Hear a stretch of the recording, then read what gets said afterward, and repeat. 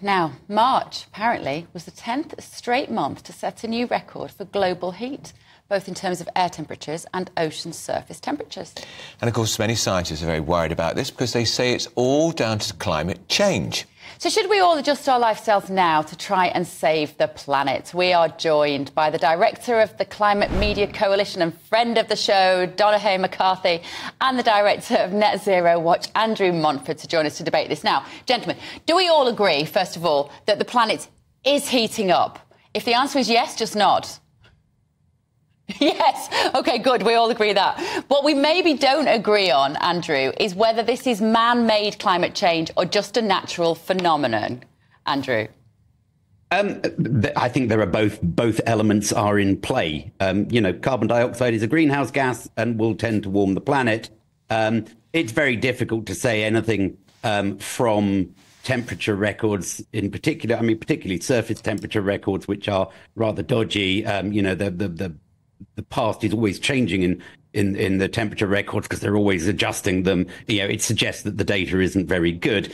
But yeah, I think there are many factors changing the temperature. But the idea that we have some sort of a climate emergency going on is, frankly, just scaremongering. It's a fairy story. The things aren't getting worse at all. If you actually look at the official reports of the Intergovernmental Panel on Climate Change, they find almost no changes in any meteorological phenomena at all, apart from heat waves and average temperatures, pretty much. Those are the only ones. Oh, and ocean temperatures is the other one. But all these things that we're led to believe, you're showing pictures of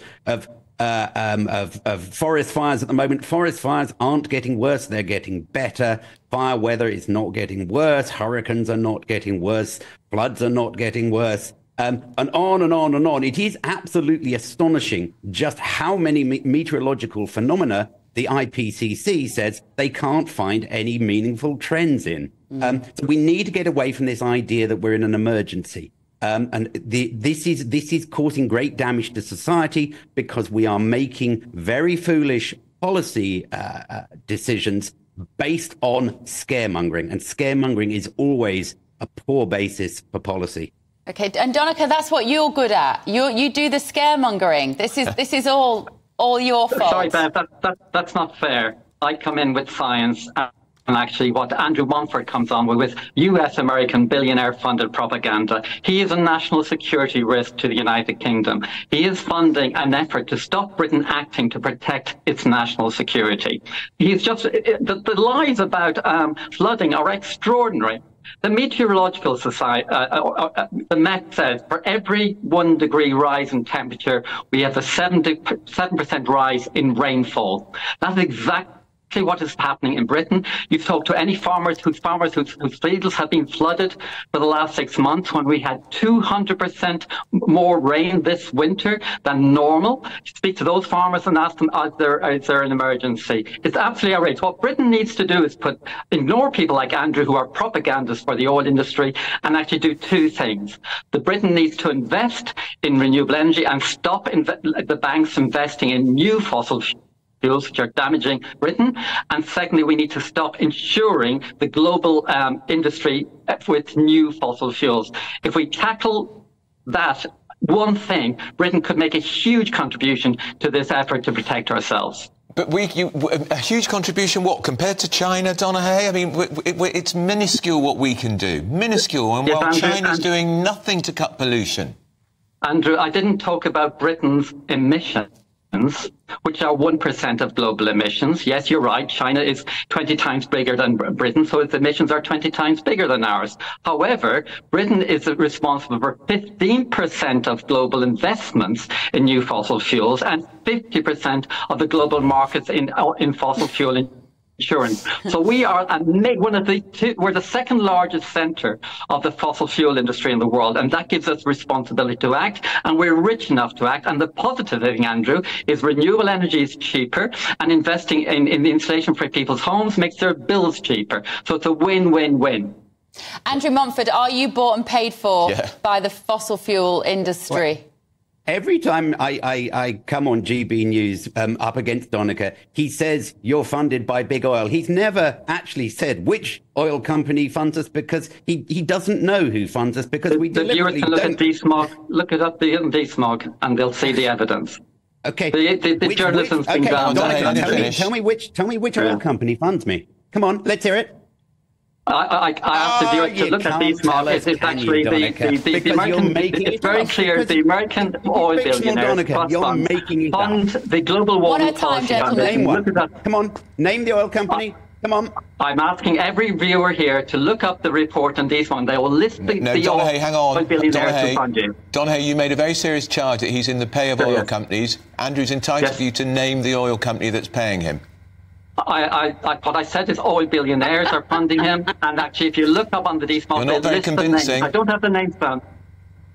Andrew, look up the DSMOG report. No, you've got to tell us the evidence. You've got to support your claims. I have. I've given you the direct link to the list of names. I don't have the names off my head right now. I can provide them to you, but I can give you the evidence. And what I will say, Andrew, is, do you think it's right that Britain's policy should be directed by a think tank that won't declare who their funders are?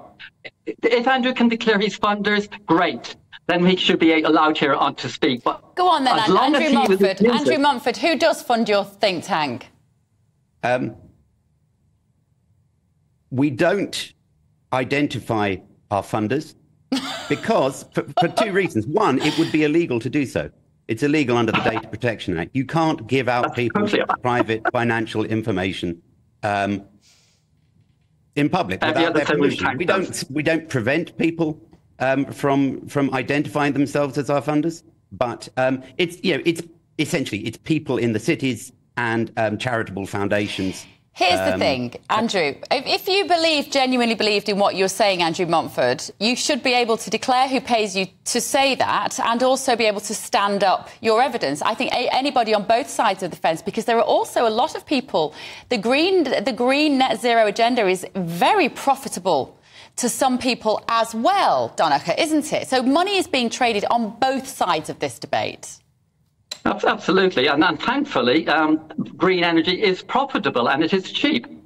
But I think you make a very serious point. If Andrew just said another lie, he actually said he's not allowed to say who his funders are. How come every other think tank is allowed to say who their funders are? If you go to most of the progressive and renewable energy think tanks, they list on their website who funds them. Why doesn't Andrew do it? Go on, Andrew, because you can do both. The two aren't mutually exclusive. You can confess or admit who funds you whilst also standing by your argument. OK, so if they're individuals, you are not allowed to name them because the Data Protection Act says you're not allowed to give out people's private financial information. But why aren't they willing to do it themselves? If they're willing to do it themselves, we have no problem with them doing that. But why aren't they, Andrew? OK, because the first thing that will happen is that they will get a load of Just Stop Oil people round on their offices, spray painting them with paint. We've had our offices spray painted more than once. And so, yeah, of course, people don't want that sort of harassment. I mean, there is a lot of thuggery around the green movement. And so, yeah, they will vandalize your offices. So, yeah, why would people expose themselves to that? I mean, Donnachadh maybe has a bit... That's actually something different from what you actually told, what the Global Warming Policy Foundation told the media 2 or 3 years ago. One of the reasons they gave for not revealing who was funding them is that their children would be horrified, that they couldn't face their children, look their children in the eye and say they're funding you guys. Look, the problem, let's get back to the actual issue, is the threat to Britain from these global... And the science, I mean, you're actually right, Bev. Let's look at the science. And I'm not talking about the science from climate activists or climate scientists. I'm talking about the science from oil companies. The oil company scientists in the 70s and 80s, their own scientists told them if they did not stop promoting fossil fuel expansion, what is happening now in the planet of increasing temperatures, increasing rainfall, will be a threat to our civilization. Their own scientists said it. All right, gentlemen, thank you so much. Donnachadh McCarthy and the director of Net Zero Watch, Andrew Montford. Very lively and always illuminating.